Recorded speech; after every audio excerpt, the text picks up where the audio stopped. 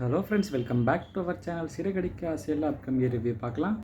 இங்கே பார்த்தீங்கன்னா எலெக்ஷன் அந்த அவங்களோட அந்த வியாபார சங்கங்கள் எலெக்ஷன் வந்து மும்மரமாக போயிட்டுருக்கு. சூப்பராக கொண்டு போயிட்டுருக்காங்களா. இங்கே எல்லா விஷயம் போயிட்டுருக்கப்போ இந்த சைடு பார்த்தீங்கன்னா மனோஜ் அவங்க ஒரு கேரக்டர், அவங்க இங்கிட்ட பார்த்தீங்கன்னா ரோஹிணி ஒன்று யோசிச்சுட்டு இருக்காங்க. மனோஜ் கூட நான் கண்டிப்பாக சேர்ந்தே தீரணும் அப்படின்னு சொல்லி அவங்க ஒரு பக்கம் மும்மரமாக யோசிச்சுட்டு இருக்கப்போ இதெல்லாம் கொஞ்சம் தள்ளி வைங்கம்மா, இங்கே எலெக்ஷன் தான் இப்போதைக்கு முக்கியமான எலெக்ஷன் கேம்பெயினை கொண்டு வந்துட்டு பெருசாக அப்படியே பிரச்சாரம் அதுன்னு கொண்டு போயிட்டுருக்காங்களா.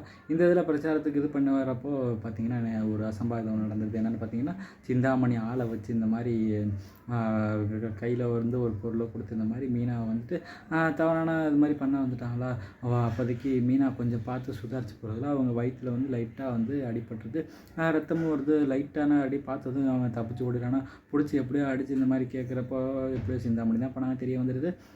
ஐயோ இந்த விஷயம் தெரிஞ்சிருச்சு, இப்போ மீனாவுக்கு வந்து அனுதாப ஓட்டு வந்துடுமே அப்படின்னு சொல்லி இது என்ன பண்ணலாம் அப்படின்னு பார்த்தீங்கன்னா காசு கொடுத்து கிடப்பலான்னு காசுலாம் கொடுத்துட்றாங்க. அங்கே எலெக்ஷன் கமிஷனில் இருக்க எல்லாத்துக்குமே காசு அது இதுன்னு கொடுத்துட்றாங்களா. நிறையா பேர் காசு கொடுத்ததும் சிந்தாமணிக்கு தான் ஓட்டு அதிகமாக விழுந்துட்டு இருக்கு ஃபஸ்ட்டு வரதில். அடுத்து பார்த்தீங்கன்னா அடுத்த எலெக்ஷன் அந்த செகண்ட் ரவுண்டில் மீனாவுக்கும் நிறையா விழுந்துட்டு இருக்கு. ஏன்னா நல்லவங்களுக்கு விழுவும்ல. அதே மாதிரி அப்படியே ஓட்டு போயிட்டே இருக்குது. நல்லாவும் ஓட்டு போயிட்டுருக்கா. அடுத்த எலெக்ஷன்லேயே டைமிங்கில் என்ன ஆரம்பிச்சிடறாங்க எல்லாத்தையும் என்ன போகிறப்போ இந்த மாதிரி மீனாவுக்கு ஓட்டே இல்லாமல் இந்த மாதிரி சிந்தாமணின்னு சொல்லிட்டே இருக்காங்களா.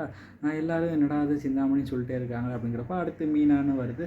அங்கிட்டும் அப்படியே இங்கிட்டு லெஃப்ட்டு ரைட்டுங்கிற மாதிரி முன்னும் பின்னும் அப்படியே தான் உங்களுக்கு போயிட்டே இருக்குது எலெக்ஷன். இது கடைசியில் பார்த்தீங்கன்னா 2 பேரும் லெவலில் இருக்காங்க.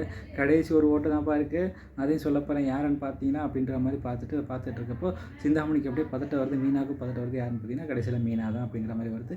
அந்த ஒரு ஓட்டு யார் போட்டா அப்படிங்கிற மாதிரி யாரா போட்டா அப்படின்ற மாதிரி பார்க்குறப்போ பார்த்தீங்கன்னா நம்ம மீனாவோட அவங்க தம்பி இருக்காங்கல்ல, அதான் நம்ம சிந்தாமணியோட அவங்க தான் மீனாவுக்கு ஓட்டு போட்டிருக்காங்க. யாருன்னு பார்த்து அப்படியே யோசிச்சுட்டு இருக்கப்போ அப்படியே அவங்கள காட்டுறாங்க. பார்த்தா அவங்க தான் அந்த ஒரு ஓட்டு போட்டிருக்காங்க.